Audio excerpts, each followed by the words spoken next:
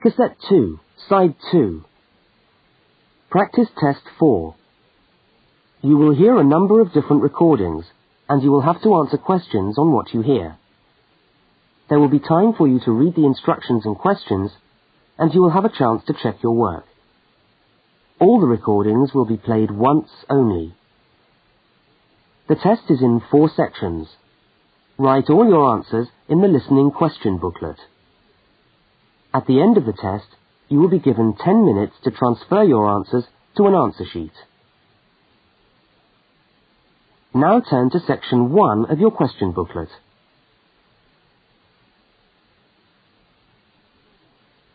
Section 1. 2 students meet on the university campus. They start a conversation together.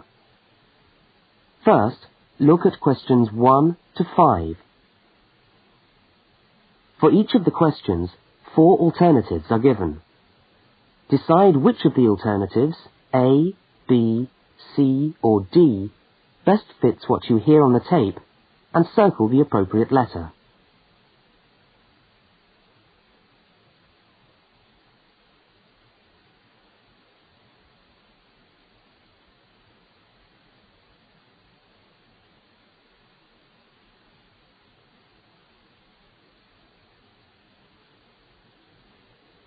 You will see that there is an example which has been done for you. On this occasion only, the conversation relating to the example will be played first.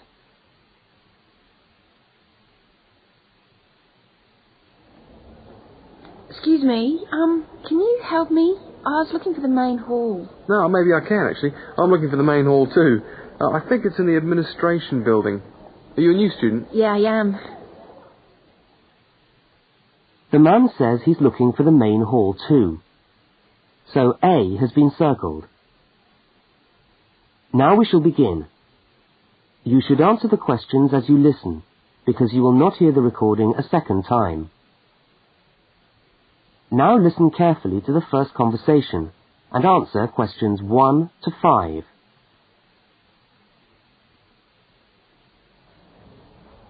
Excuse me, can you help me? I was looking for the main hall. No, maybe I can actually. I'm looking for the main hall too. I think it's in the administration building. Are you a new student? Yeah, I am. Yeah, I thought you looked as lost as me. I'm trying to find the admin building too so I can register for my course. I don't seem to be having much luck. Well, look, according to this map of the campus here, you go straight up the steps, turn left, and the building's on the right. Okay, let's see if we can find it.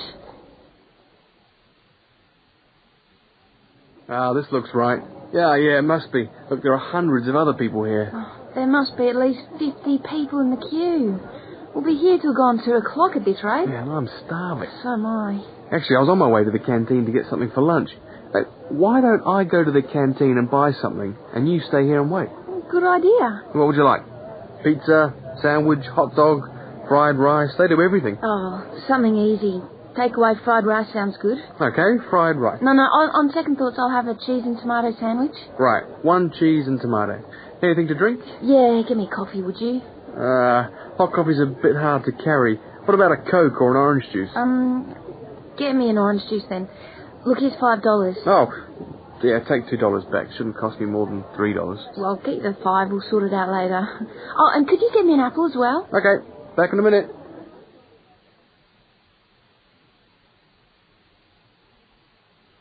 The woman speaks to the clerk about registering at university.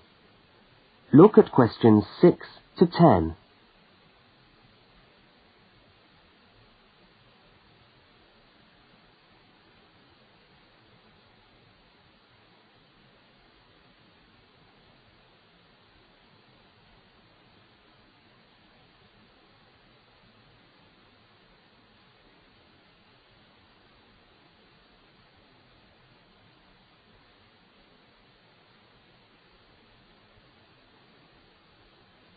As you listen, complete the form by filling in the numbered spaces 6 to 10.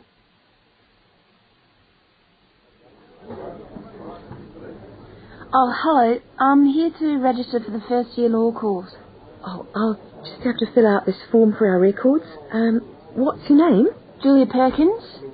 Can you spell that for me? Yeah, that's JULIAPERKINS.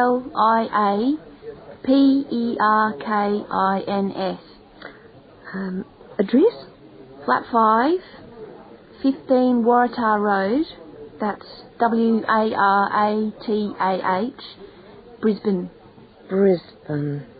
Oh, and your telephone number? Oh, we haven't got the phone on yet. We've only just moved in. Okay, well, can you let us have the number once the phone's connected? And I'll make a note here, to be advised. And the course? Beg your pardon? What course are you doing? Oh, first year law. Right. Well, you'll have to go across to the law faculty and get this card stamped, and then you come back here with it and pay your union fee. Oh, thanks very much.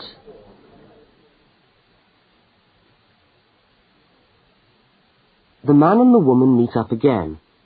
Look at questions 11 and 12 and circle the correct answer.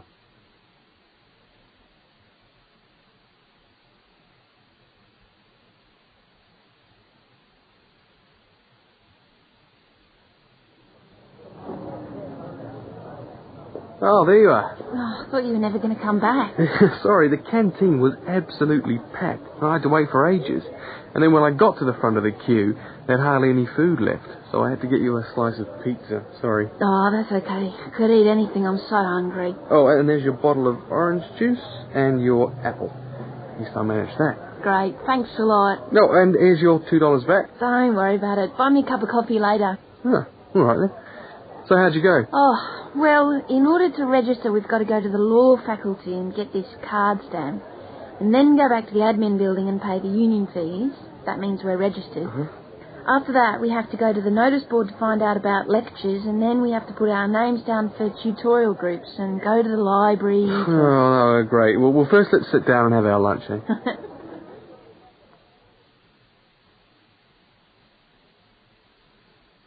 That is the end of section 1. You now have half a minute to check your answers.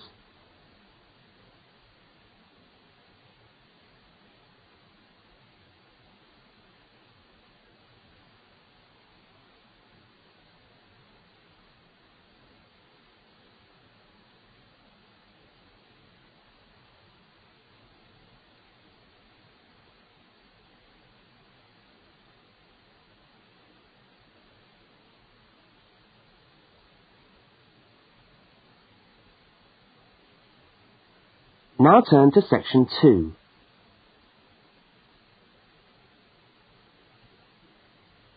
Section 2.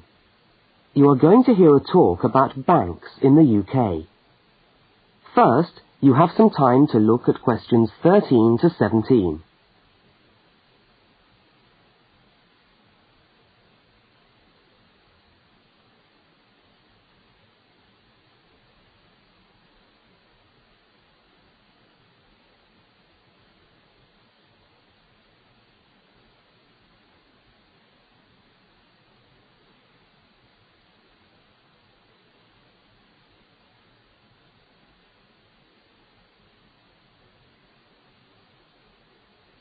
Now listen to the talk and complete the notes by filling in the numbered spaces 13 to 17.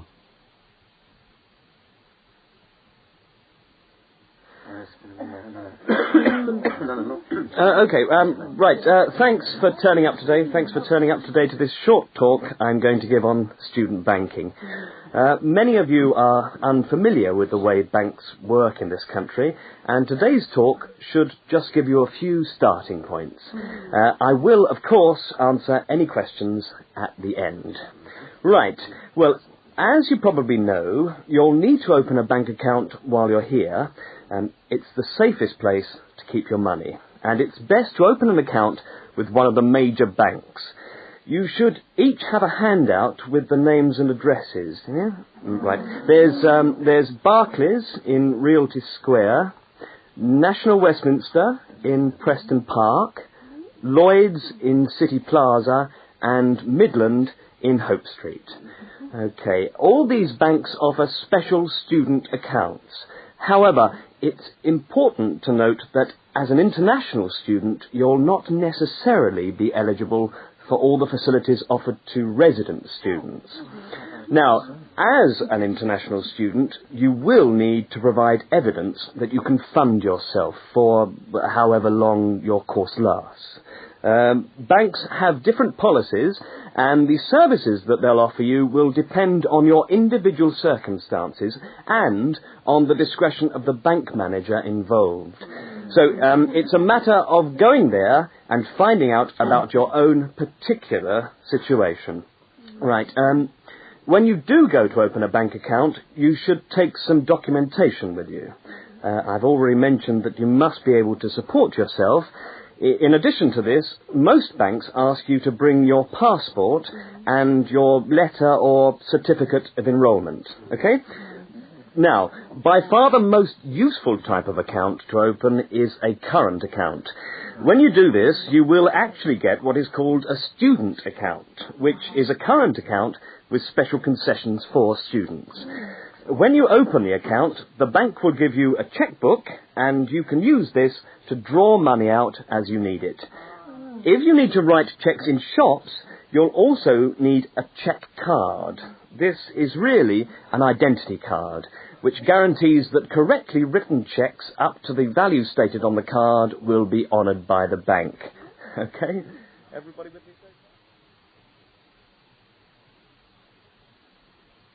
Now look at questions 18 to 21.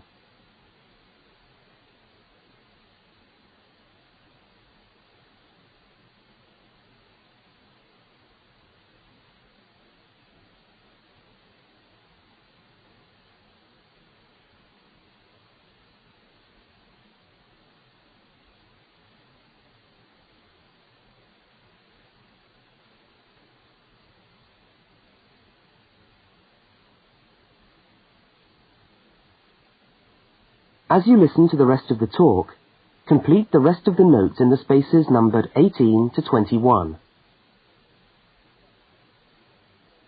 Right, if you want to draw out cash for yourself, you can make the cheque payable in your own name or to cash. You can also withdraw cash from a cash point machine with a cash card. Now, these are extremely useful as they enable you to withdraw cash from your account during the day or at night. There is also another card called Switch or Delta, and you can use this to pay for things in shops. It takes the money right out of your account, so you don't need your checkbook. Now, you may want to take more money out of the bank than you have in it. This is called having an overdraft. Be very careful with this. You should not do this without permission from your bank. Overdrafts usually incur charges, though some banks offer interest-free overdrafts to some students. But find out before you get one, right? Well, that just leaves opening times. When can you go? Banks used to be open from 9:30 a.m. until 3:30 p.m. from Monday to Friday. But many main branches are now open until 4:30 or 5 p.m. on weekdays, and some of the bigger branches in London and other major cities are now open for a limited time on Saturdays. Okay, any questions? That is the end of section 2. You now have half a minute to check your answers.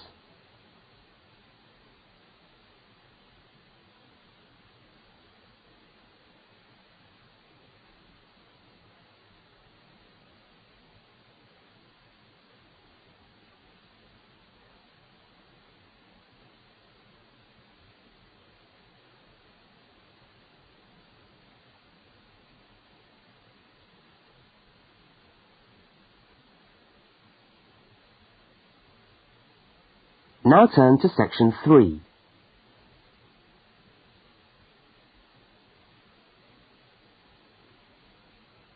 Section 3.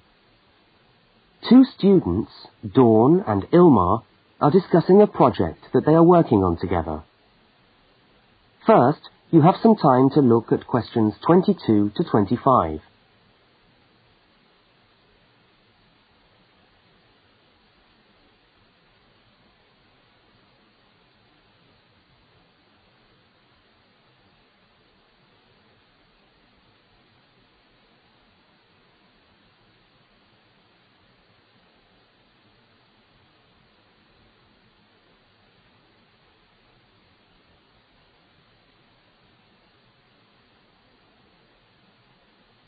Now listen to the first part of the conversation and complete the fact sheet by filling in the numbered spaces 22 to 25.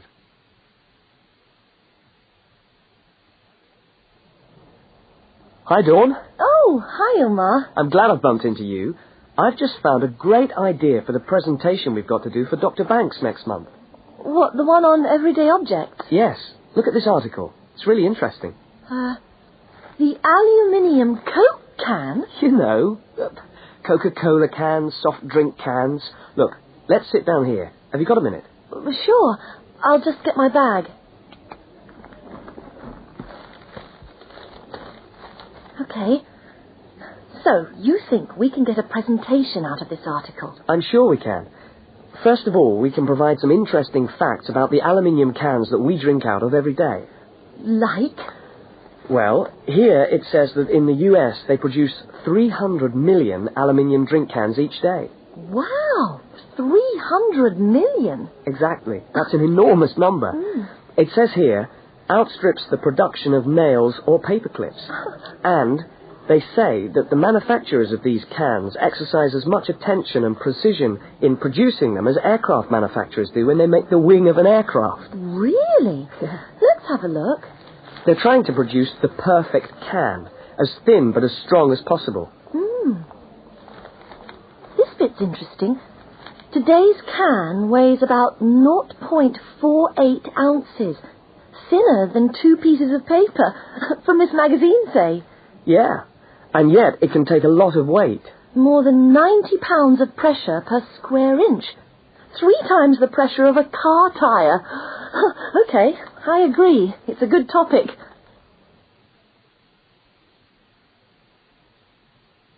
Now look at the diagram of the aluminium can and at questions 26 to 31.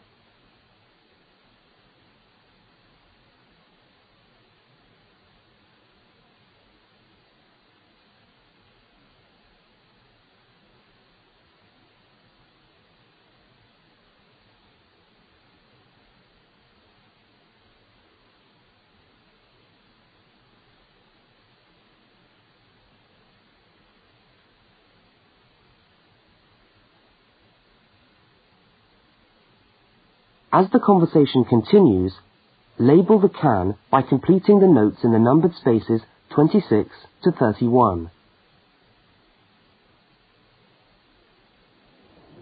What I thought was that we could do a large picture of a Coke can and label it, and then talk about the different parts. Look, I've done a rough picture here. Okay, so where shall we start? Well, the lid is complicated. Let's start with the body first. I'll do a line from the centre of the can, like this, and label it body. What does it say?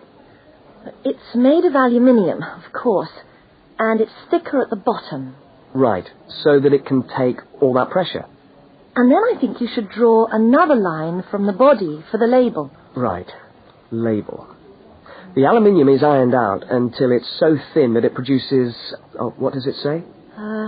A reflective surface suitable for decoration. That's right. Apparently it helps advertisers too.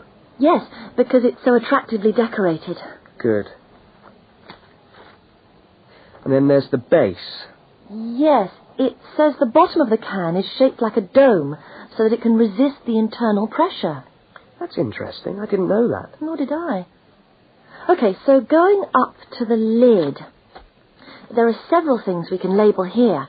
There's the rim around the edge, which seals the can. Got that. And there's a funny word for the seal, isn't there? Yes, it's a flange. What does it say about it? Well, the can's filled with Coke or whatever, and after that the top of the can is trimmed and then bent over to secure the lid. That's right. It looks like a seam. We could even do a blow-up of it, like this. F-L-A-N-G-E.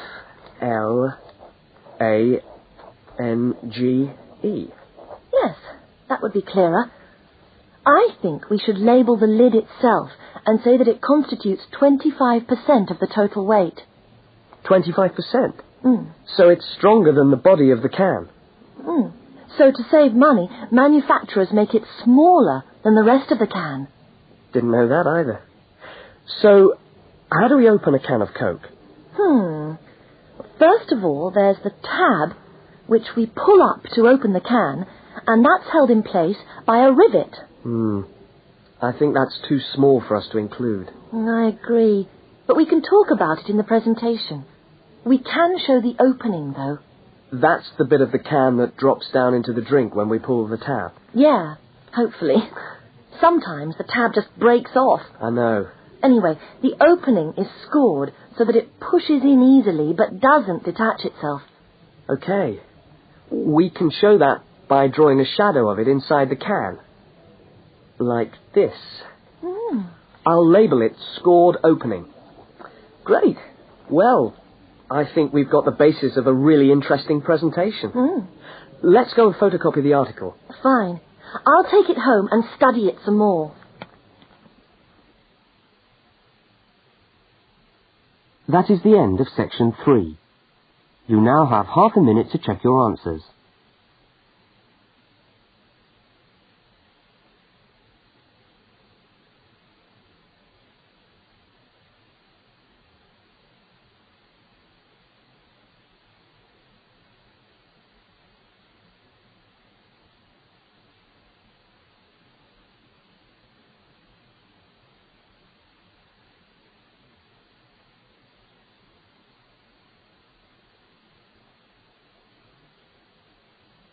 Now turn to section 4.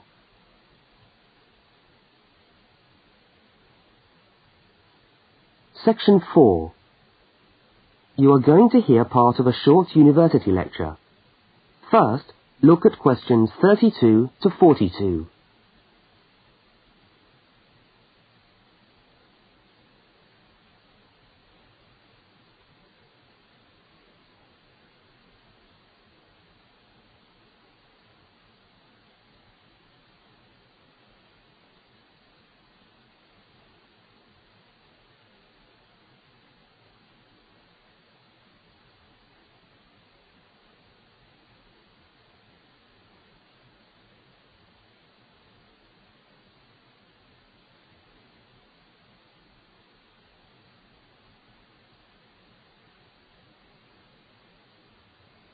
Now listen and complete the lecture notes in the spaces numbered 32 to 42.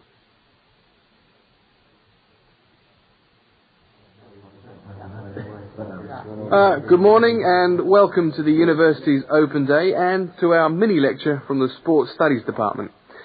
Now, the purpose of this lecture is twofold. One, we want you to experience a university lecture to give you a taste of what listening to a university lecture is like. And two, we want you to find out something about the Sports Studies program at this university. So feel free to ask any questions during the talk and I'll do my best to answer them. Right, so what does a course in sports studies involve? Well, you wouldn't be blamed for not knowing the answer to this question because sports studies as a discipline is still comparatively new. But it's a growing area and one which is now firmly established at our university. Now, there are 3 distinct strands to sports studies, and you'd need to choose fairly early on just which direction you wanted to follow. And I'll just run over these now. Firstly, we've got the sports psychology strand. Secondly, we've got the sports management strand. And last but not least, there's the sports physiology strand. So just to recap, there's sports psychology, sports management, and sports physiology. Let's look first at psychology. Now, the people who study sports psych want to work with top athletes, and they're looking at what will take those athletes that 1% extra. What makes them win? When all other things are equal, physically all other things are equal, they want to know what are the mental factors involved. The sports psychologist works closely with the athlete through his or her training program and becomes an integral part of the team. In fact, you could say that they play just as important a role as the coach. So if you're interested in what makes people win, this could be the area for you. Now, secondly, we've got the strand which I referred to as sports management. And this goes hand in hand with the area of sports marketing. So you might like to think of this area as having 2 branches, management and marketing. On the management side, we look at issues relating to the running of sports clubs, management of athletes, that sort of thing. But then on the other side, we've got sports marketing. And this is the side that interests me more, because here we will look at the market forces behind sport. Questions like, why do people spend their money on a football match or a tennis game rather than, say, on buying a CD or going to the cinema? What are those market forces? Sport used to just compete with sport. Nowadays, it competes with other leisure activities. The spectators go to sport to be entertained rather than out of loyalty to a team. They want to have an evening out, and they don't want the cheap seats anymore. They want good seats. They want entertainment. And the professional sportsmen and women respond to this without question. They are there to give a performance. They provide the entertainment. So in the marketing course, we address all these commercial issues, and we look at how this hooks back into the management of sport. Now, the third branch of sports studies sometimes comes under another name and is also known as exercise science. And again here, we find that there are two distinct types of exercise science. The first is working very much at the macro level, what I call the huffing and puffing people. So this looks at fitness testing, body measurements, all that sort of thing. But the more interesting side of sports physiology, at least in my view, is the side that looks at the micro level, looking at cellular change. They're doing cellular research, looking at changes in body cells when the body is under stress. So that just about brings us to the end of our mini lecture for today. I hope you found it interesting, and I look forward to seeing you all on our course next year. But feel free to come and talk to me if you want any more information. I'll be over at that notice board near the main entrance. Thank you very much.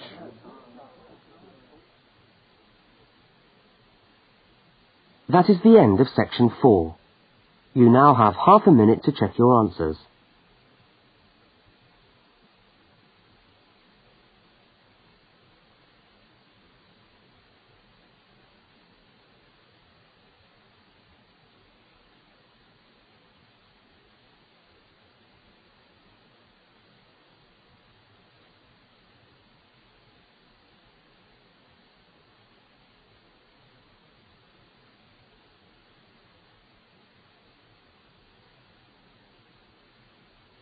That is the end of the listening test. You now have 10 minutes to transfer your answers to the listening answer sheet.